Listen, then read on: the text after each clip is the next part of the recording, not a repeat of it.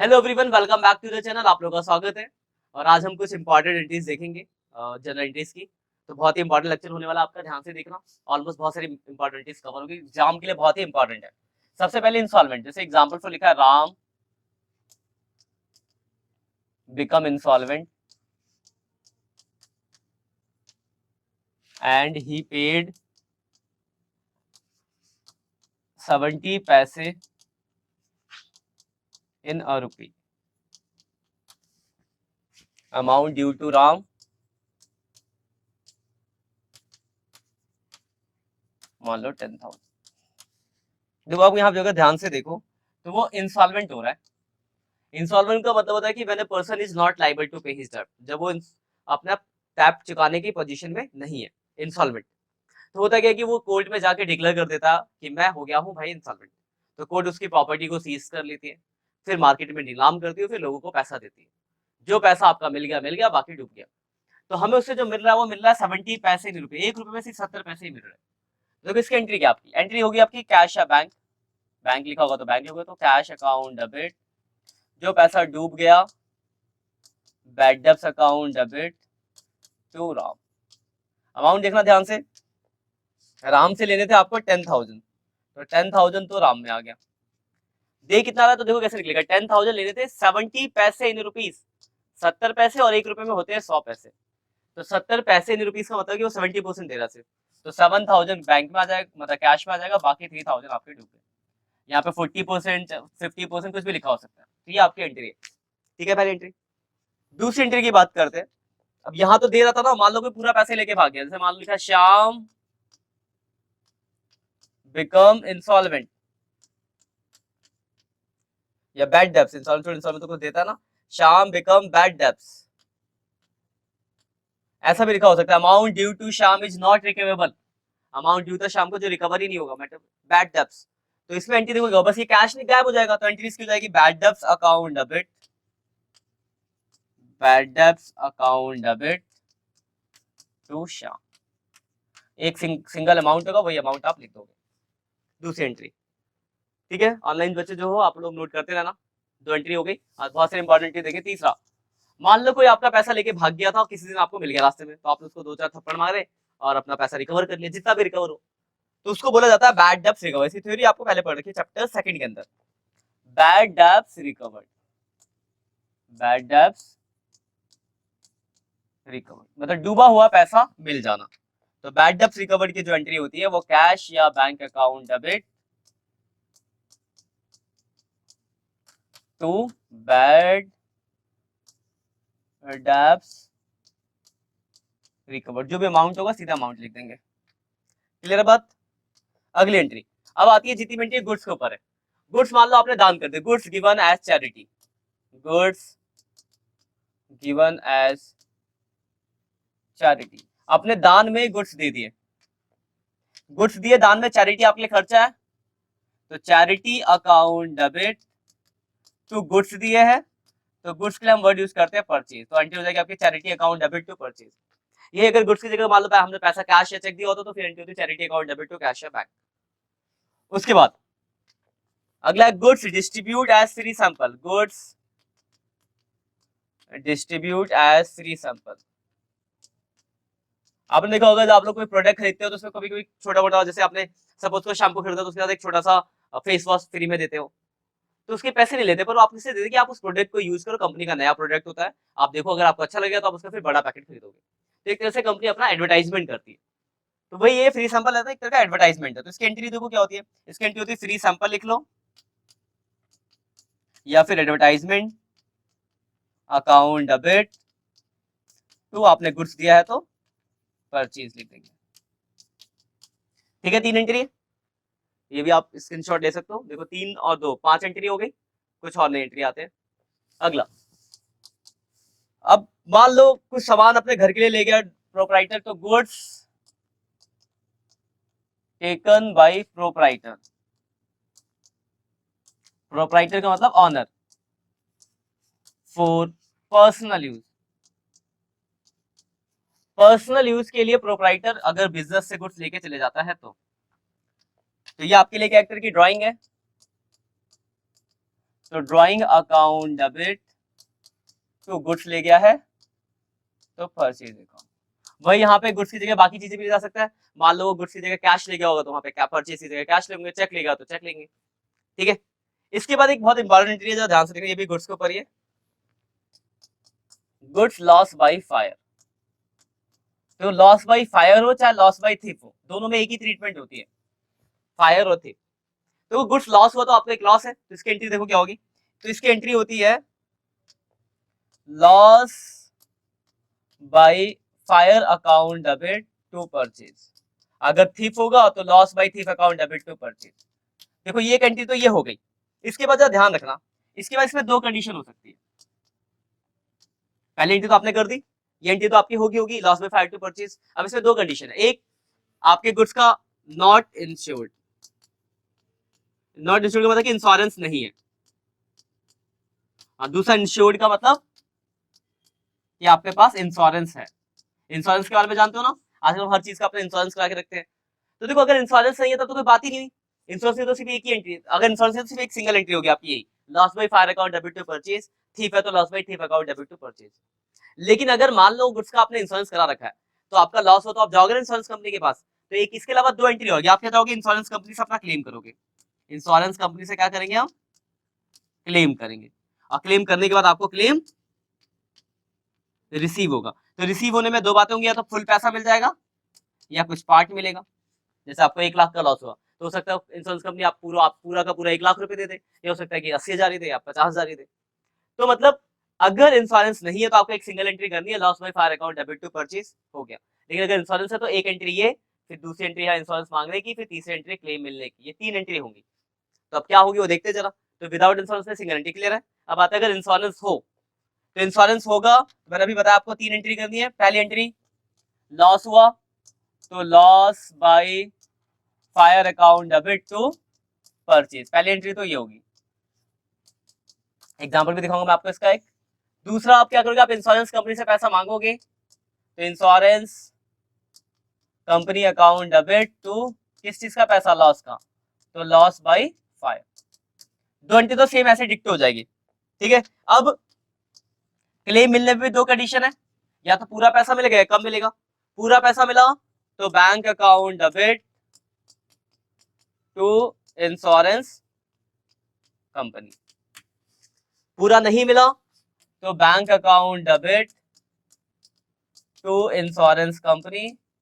अब पूरा पैसा नहीं मिला होगा तो जो गैप होगा वो चले जाएगा लॉस बाय फायर में।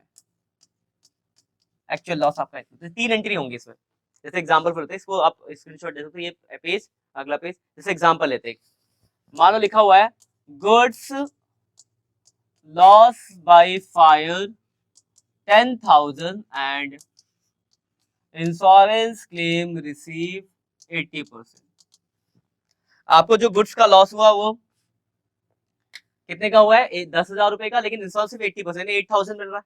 तो पहले लॉस की entry, loss by fire account debit, मतलब 3 एंट्री तो आपको करनी है। Loss by fire account debit to purchase, 10,000 से पहली एंट्री हो गई।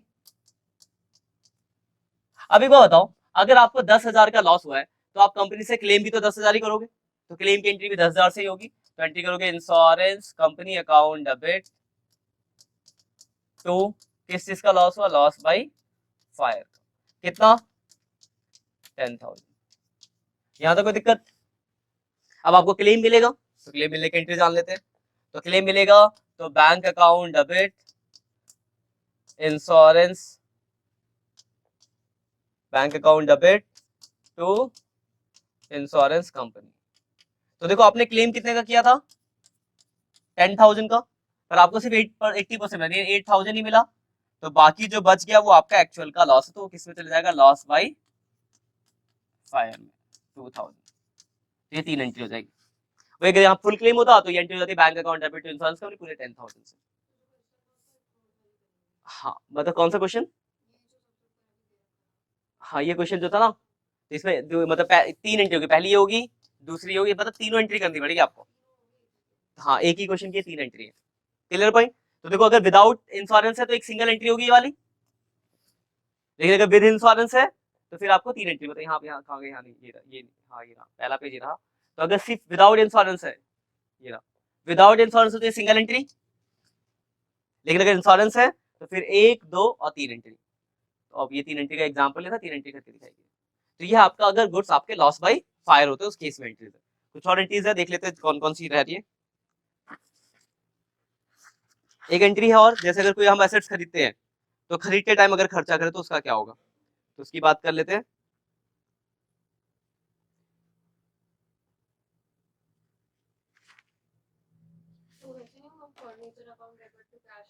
हाँ बिल्कुल सही बोलिए, ऐसे ही होगा। जैसे मान लो लिखा है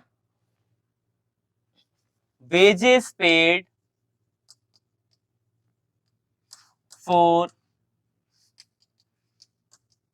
इंस्टॉलेशन ऑफ मशीनरी, और इसमें 2 एंट्री और है, wages paid for construction of building, wages paid for construction of building.